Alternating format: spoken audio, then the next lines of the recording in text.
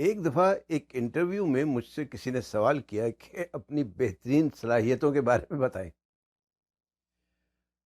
میں نے مسکراتے ہوئے جواب دیا کہ مجھ میں دو بہترین صلاحیتیں ہیں، ایک میری یادداشت اور دوسری مجھے یاد نہیں۔ کچھ لمحے کے لیے تو انٹرویو لینے والے کی سمجھ میں نہیں آیا کہ میں نے کیا کہا، لیکن پھر وہ بعد میں ہنسنے لگے۔ خیر، یہ تو ایک چھوٹا سا مذاق تھا، لیکن حقیقت یہ ہے کہ حافظے اور یادداشت کا انسان کی زندگی میں ایک بنیادی اور نہایت اہم کردار ہے۔ آج آپ سے بات کریں گے کہ یادداشت کی کتنی اقسام ہوتی ہیں، اطلاعات و اشارات پر عمل رد و قبول یا انتخاب و حذف کیسے واقع ہوتا ہے، اور اس کا حافظے و یادداشت سے کیا تعلق ہے۔ بسم اللہ الرحمن الرحیم۔ السلام علیکم، میں ہوں آپ کا لائف کوچ ڈاکٹر سید فیصل جیلانی۔ اگر آپ اس چینل پر نئے ہیں تو اسے سبسکرائب کر کے بیل آئیکن پر کلک کرنا نہ بھولیں تاکہ آپ کو آنے والی ویڈیوز کی بر وقت اطلاع مل سکے۔ عمل رد و قبول یا انتخاب و حذف کیسے واقع ہوتا ہے؟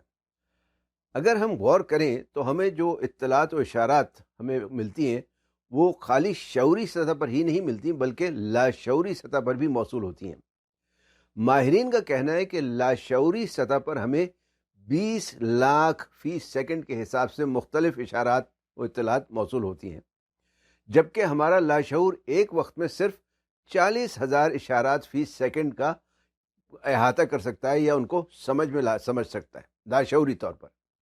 یہ 40,000 اشارے وہ ہیں جو بوقت ضرورت لاشعور ہمیں شعوری توجہ کے لیے فراہم کرتا ہے، یعنی انکانشس جو ہے وہ کانشس توجہ کے لیے فراہم کرتا ہے۔ چونکہ انسان کا شعوری دماغ تمام اطلاعات کا احاطہ نہیں کر پاتا، اس لیے قدرت نے انسانی دماغ کے اندر ایک طرح کے عمل رد و قبول یا عمل انتخاب و حذف کی صلاحیت رکھ دی ہے۔ یہ ایک طرح کی چھلنی ہے۔ تمام اطلاعات اس چھلنی سے گزر کر انسانی دماغ میں جاتی ہیں۔ اس چھلنی کو پردہ بھی کہا جاتا ہے، یعنی دماغ پر مختلف پردے پڑے ہوتے ہیں۔ عقل پر پردے پڑنے یا پتھر پڑنے والی مثال تو آپ نے سنی ہی ہوگی۔ یہ پردے تمام ناپسندیدہ اطلاعات کو، یعنی ایسی تمام اطلاعات کو جو ہمارے اقدار و یقین یا ہمارے بلیفز کے برخلاف ہوتی ہیں، اگینسٹ ہوتی ہیں، اندر آنے سے روکتے ہیں۔ یہ پردے صرف ان اطلاعات کو اندر آنے دیتے ہیں جن اطلاعات کو ہمارا دماغ پسند کرتا ہے، ایسی اطلاعات کو جن کی ہمیں یا تو فوری یا بعد میں ضرورت پڑ سکتی ہے۔ باقی تمام اطلاعات حذف یا رد ہو جاتی ہیں، یعنی ہمارا دماغ اپنی پسند یا ضرورت کے مطابق اطلاعات کا انتخاب کرتا ہے کہ کس اطلاع کو اندر آنے دینا ہے اور کس کو اندر آنے سے روکنا ہے۔ یہ سب اتنی تیزی سے ہوتا ہے، اتنی سرعت سے ہوتا ہے کہ ہمیں اس کا پتہ ہی نہیں چلتا۔ جو منتخب اطلاع دماغ میں محفوظ ہو جاتی ہے وہ حافظہ کہلاتی ہے۔ حافظے کا لفظ محفوظ سے ہی نکلا ہے شاید۔ ضرورت پڑنے پر جب یہ اطلاع حافظے سے باہر آتی ہے تو یادداشت کہلاتی ہے۔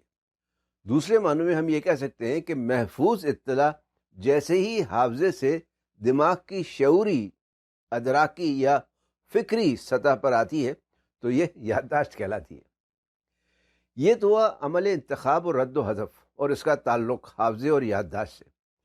اب بات کرتے ہیں یادداشت کی اقسام کے بارے میں۔ حافظہ یا یادداشت کے بارے میں مختلف آ رہے ہیں، لیکن زیادہ تر کا اتفاق 3 قسم کی بنیادی یادداشتوں پر ہے۔ پہلی ہے جاری یادداشت۔ یہ قلیل المدتی یا خفیف المدتی یادداشت بھی کہلاتی ہے، انگریزی میں شارٹ ٹرم میموری۔ اس کی وجہ سے دماغ اطلاعات کے جو ازدحام میں سے جو بے تحاشا اطلاعات آ رہی ہوتی ہیں ان میں سے اس بات کا انتخاب کرتا ہے کہ کس اطلاع کو محفوظ کرنا ہے اور کس کو رد یا حذف کرنا ہے۔ دوسری ہے اسلوبی یادداشت، جہاں دستور العمل یعنی پروسیجرل کام جو ہوتا ہے، یعنی کسی کام پر عمل درآمد کرنے کا طریقہ محفوظ ہوتا ہے۔ تیسری ہے توضیحی یا تشریحی یادداشت، جو حامل ہے ہماری معلومات کی، جہاں جو ہمیں معلوم ہے محفوظ ہوتا ہے، یعنی ہمارا تمام علم۔ اسلوبی اور توضیحی یا تشریحی دونوں طویل المدتی یعنی لانگ ٹرم میموریز ہیں۔ اسلوبی یادداشت کسی کام کو کیسے کرنا ہے کو یاد رکھتی ہے، مثلا گاڑی کیسے چلانی ہے، کوئی کھیل مثلا کرکٹ وغیرہ کیسے کھیلنا ہے، یا کوئی ساز کیسے بجانا ہے وغیرہ۔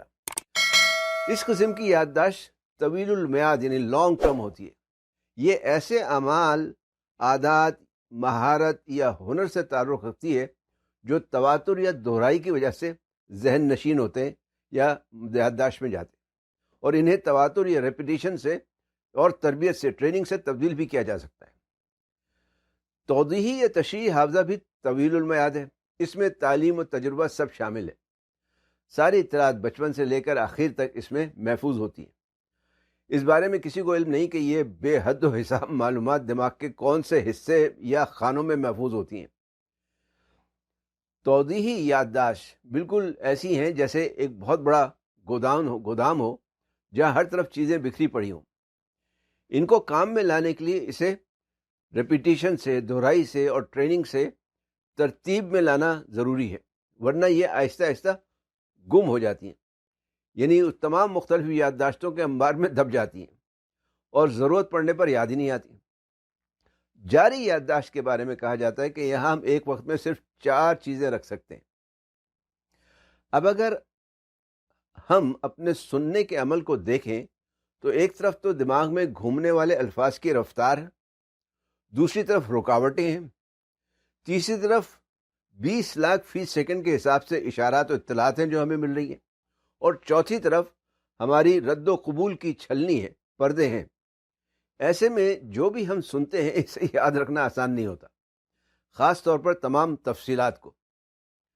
اس کا امتحان آپ ابھی اور اسی وقت کر سکتے ہیں۔ اگر آپ پہلے سے نہیں جانتے تو ذرا بتانے کی کوشش کریں کہ تشریحی حافظے میں کیا چیز محفوظ ہوتی ہے۔ اگر آپ اس کا جواب نہیں دے پائے تو ہماری بات بالکل ٹھیک ثابت ہو گئی، اور اگر آپ نے اس کا جواب دے بھی دیا ہے تو ذرا 4 دن بعد بغیر دہرائے تینوں مختلف اقسام کی یادداشتوں کی تعریف کرنے کی کوشش کیجیے گا۔ اگر آپ کو پہلے سے یاد نہیں اور آپ نے انہیں یاد کرنے کی کوشش نہیں کی تو غالب امکان ہے کہ آپ سب کچھ بھول چکے ہوں گے۔ اس لیے کسی بھی بات چیت کو مکمل تفصیل کے ساتھ تو یاد نہیں رکھا جا سکتا، لیکن چند اہم نکات ضرور یاد رکھے جا سکتے ہیں۔ ہو سکتا ہے آپ کے ساتھ، بلکہ ہمارے ساتھ تو کئی دفعہ ہوتا ہے کہ کسی محفل میں گئے اور کچھ نئے لوگوں سے تعارف ہوا اور ہاتھ ملانا شروع کیا، لوگوں نے اپنا نام بتانا شروع کیا، پتہ چلا 2-3 لوگوں کے بعد پہلے کا نام بھول گئے۔ تو یہ اکثر ہوتا ہے، اس لیے ہمارے ساتھ تو کافی ہوتا ہے۔ اس لیے نہ صرف سننے کے عمل میں بلکہ ہماری پوری زندگی میں یادداشت کا بہت اہم کردار ہے۔ اچھی یادداشت والے ذہین بھی زیادہ ہوتے ہیں، یہ چیزیں بھی جلدی سیکھ لیتے ہیں اور عام طور پر ترقی و کامیابی بھی جلدی حاصل کر لیتے ہیں۔ تو جناب یہاں مکمل ہوتا ہے ہمارا سننے کی صلاحیت بڑھانے کا نسخہ ساوتری۔ ہماری سمع خراشی کو ارتکاز توجہ سے سننے کا شکریہ۔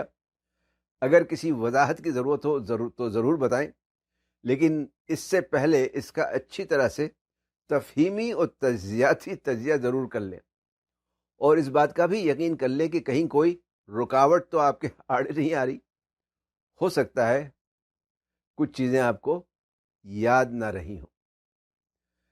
شخصی ترقی و کامیابی کے نسخے اور طریقے سیکھنے کے لیے جو نہ کسی اسکول میں پڑھائے نہ ہی سکھائے جاتے ہیں، اس چینل کو سبسکرائب کر کے بیل آئیکن پر کلک کرنا نہ بھولیں۔ ویڈیو پسند آئی تو لائک، شیئر اور کمنٹ ضرور کریں۔ فی امان اللہ۔